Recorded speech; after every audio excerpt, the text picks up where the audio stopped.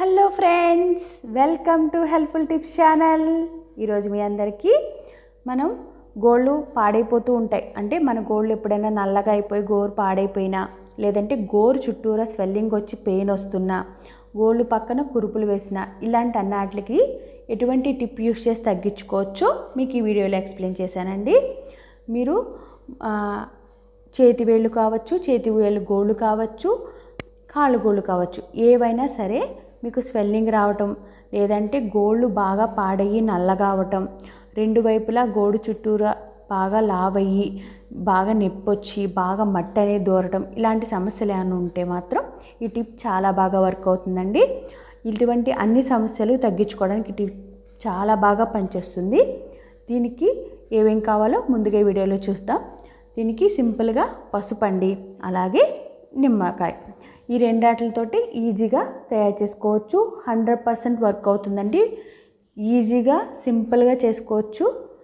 Only నిమ్మరసాన్ని బాగా తీసుకోండి, దానికి కొంచెం మాత్రమే పసుపు యాడ్ చేసుకోండి, బాగా మిక్స్ చేయండి. జ్యూసీగా ఉండేలాగా, అంటే నిమ్మకాయ రసం ఎక్కువ క్వాంటిటీ తీసుకోవాలి, పసుపు అనేది తక్కువ తీసుకోవాలి.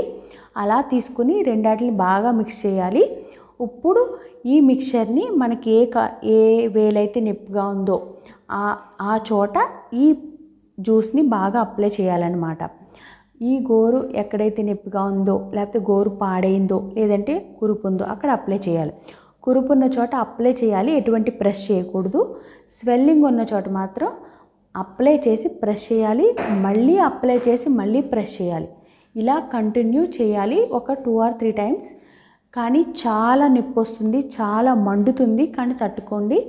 ఇలా చేస్తేనే ఆ స్వెల్లింగ్, ఆ ఇన్ఫెక్షను, ఆ పెయిన్, ఆ మట్టి లోపలన్న అంతా తగ్గడానికి చాలా బాగా యూజ్ అవుతుంది. కొంచెం నొప్పి అయినా భరించాలి, తప్పదు.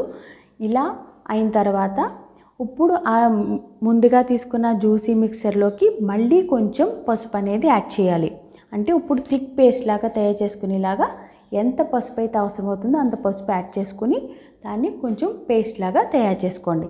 ఇలా పేస్ట్లా అయిన దాన్ని ఇందాక మనం గోరు మీద అప్లై చేసాం కదా, అదే ప్లేస్లో బాగా అంటుకునేలాగా, బాగా పూర్తిగా కవర్ అయ్యేలాగా, ఒక గోరింతాకు ఎలా పెట్టుకుంటామో అలాగా మొత్తం ఆ ప్లేస్ అంతా కవర్ అయ్యేలాగా బాగా అప్లై చేయాలి. ఇలా అప్లై చేసిన తర్వాత బాగా డ్రై అవ్వాలి. డ్రై అయిన తర్వాత ఒక కాటన్ క్లాత్ తీసుకుని దాని చుట్టూరా కట్టు కింద కట్టేసుకోండి. ఇలా నైట్ పడుకునే ముందు చేసి నైట్ అంతా అలా ఉంచుకోండి. స్వెల్లింగ్, పెయిన్ ఇలాంటివన్నీ ఒక్క నైట్లోనే తగ్గిపోతాయి. గోరు ఇన్ఫెక్షన్ అనేది మాత్రం 3 days పడుతుంది. గోరు క్లీన్ అవ్వడానికి, గోరులోని ఇన్ఫెక్షన్ తగ్గడానికి మాత్రం 3 days ఖచ్చితంగా పడుతుందండి. నెక్స్ట్ కాళ్ళ పగుళ్ళు కూడా చాలా మెయిన్ ప్రాబ్లం అండి. ఇది తగ్గించుకోవడానికి కూడా ఈ టిప్ అనేది చాలా బాగా వర్క్ అవుతుంది. మీరు ఇదే పేస్ట్ని కాళ్ళు బాగా వాష్ చేసేసి నీట్గా అప్పుడు ఈ పేస్ట్ని బాగా అప్లై చేయాలి. ఎక్కడైతే కాళ్ళ పగుళ్ళు ఉన్నాయో అక్కడంతా బాగా అప్లై చేయాలి.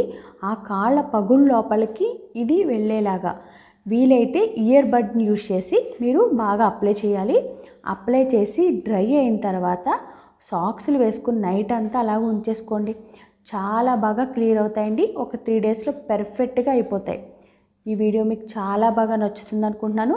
Thank you for watching. Please like, share and subscribe. Me comments నాకు తెలియచేయండి.